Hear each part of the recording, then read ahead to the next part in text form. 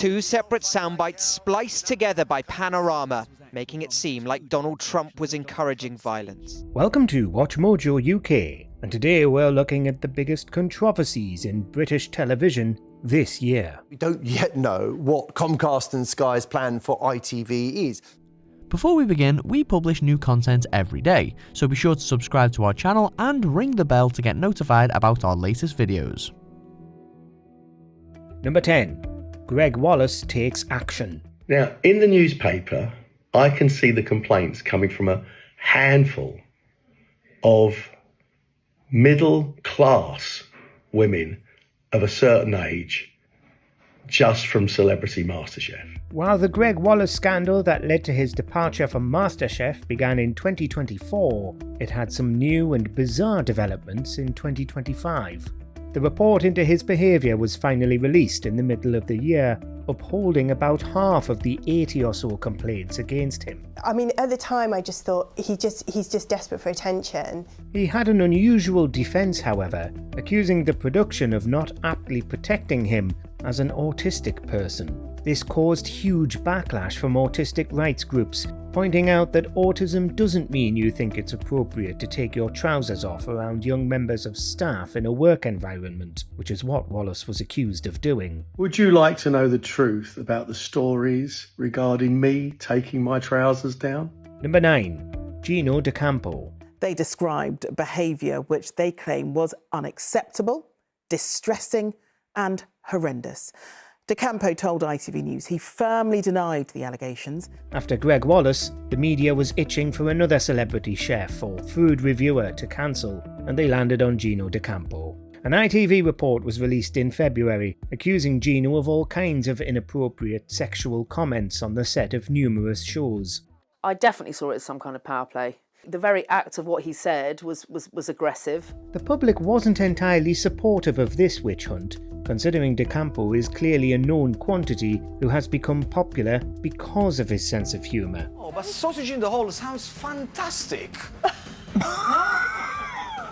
All of his upcoming programmes were axed by ITV, and though he said he's going to come back to television imminently, this hasn't materialised. He's also floated the idea of moving to Australia to rebuild his career, and has landed some inexplicable acting gigs in Ireland. Hey, 2.5 minutes. Took my dad 65 seconds to do me. So you can imagine in 2.5 minutes what I can do. Number 8. David Walliams' Salute. Once upon a time, a long, long time ago, 4 judges, including one very handsome one, let's call him David, set off on an epic journey around the country. In 2022, Walliams' showbiz career was left in tatters when somebody leaked a recording of him insulting a contestant on Britain's Got Talent, getting him sacked. 3 years later, and he was ready for his big telly comeback, slated to appear on a Christmas special of Would I Lie to You. Unfortunately, he decided to mess that up too by doing a Nazi salute. Not once, but twice during the taping. Funny, sometimes you say something that's just not funny at all. You go, well, I'm not being funny right now.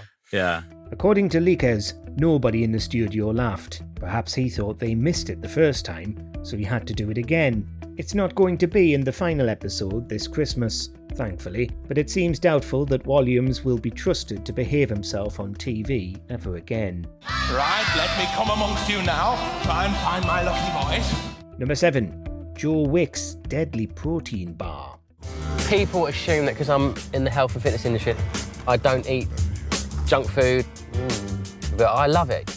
The body coach had a new mission in 2025, make the most dangerous protein bar in British history and sell it to the public. But despite his altruistic goals, there was a lot of backlash to the Channel 4 documentary following his efforts to lift the lid on ultra-processed foods. Namely that most people who rely on food like that can't afford to eat anything else.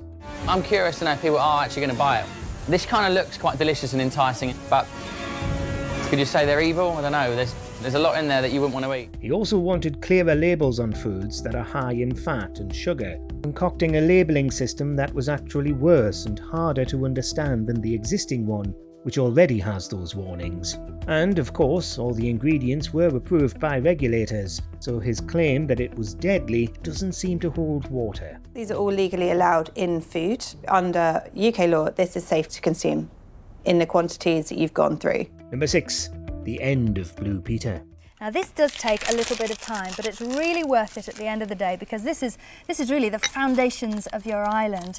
Don't worry, Blue Peter hasn't been cancelled. Not yet, anyway. In 2025, the BBC announced that the end was nigh for Blue Peter's live episodes, which, you may be aware, is all of them. Yes, they were no longer going to be doing live broadcasts, in a move that sparked outrage from the public and many former stars. Now, Blue Peter, the world's longest-running children's TV show, will no longer be broadcast live. Yeah, it's a bit of an end of an era, isn't it? Ex-presenters said that the programme would lose its magic if it was no longer going out live, including Janet Ellis and Richard Bacon. Apparently, this is because so few people tune in to watch it live in the first place, so the BBC doesn't see the point in producing it that way anymore.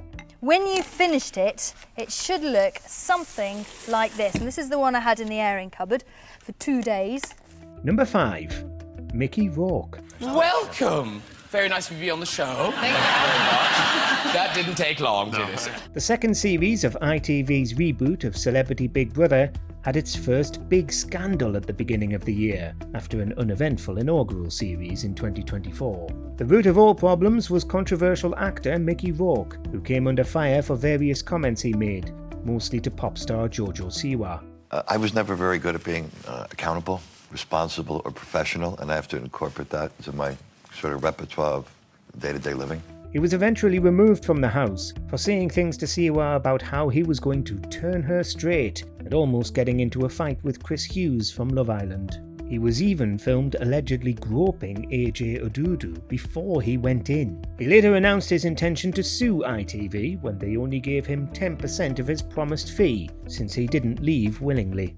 I mean, he's certainly ruffled feathers, hasn't he? Because even his sort of behaviour with AJ at the very beginning has got everybody going. Number 4.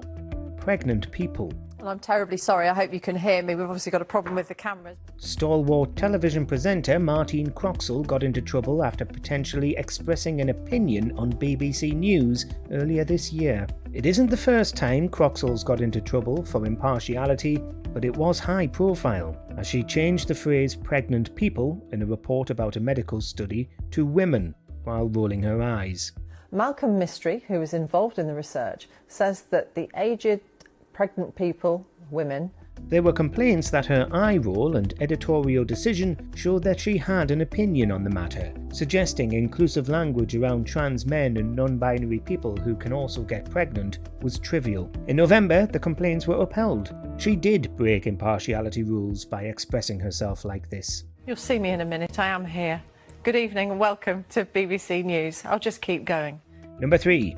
ITV sells out.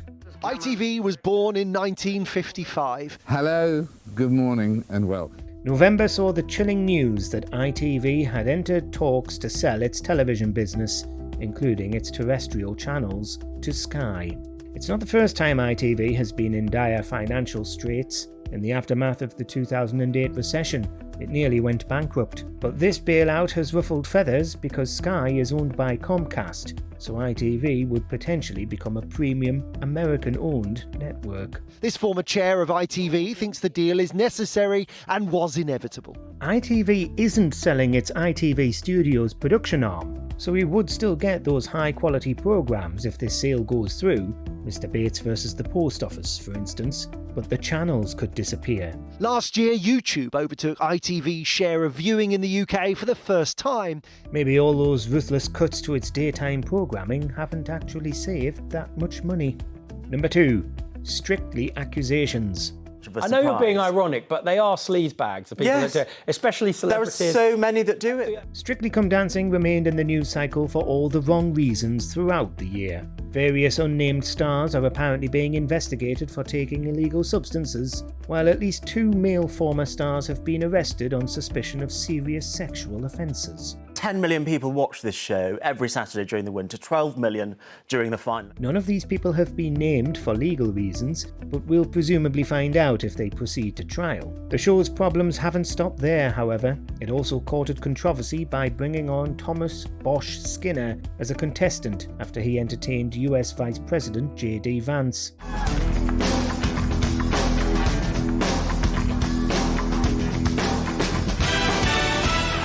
Then the final nail in the coffin, Tess Daly and Claudia Winkleman blindsiding everybody by announcing they were quitting after this series. Number 1. The BBC versus Trump. In October 2024, weeks before the last US election, the BBC broadcast an episode of Panorama that edited together some segments of one of Trump's speeches around the January 6th insurrection.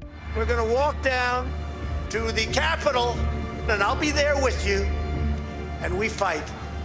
We fight like hell. Trump only found out about this a year later, but proceeded to threaten to sue the BBC for $1 billion for defaming him. The Beeb saw multiple resignations, including Director General Tim Davie, and eventually apologised, but Trump is still threatening legal action. In a statement, the BBC said, "We accept that our edit unintentionally created the impression that we were showing a single continuous section of the speech." US regulators have also now got involved, despite the Panorama episode never being broadcast in America. But considering he still won the election after the documentary went out, his case for defamation is flimsy at best. An apology, but no compensation. No reaction yet, but how's that likely to go down with President Trump, do you think?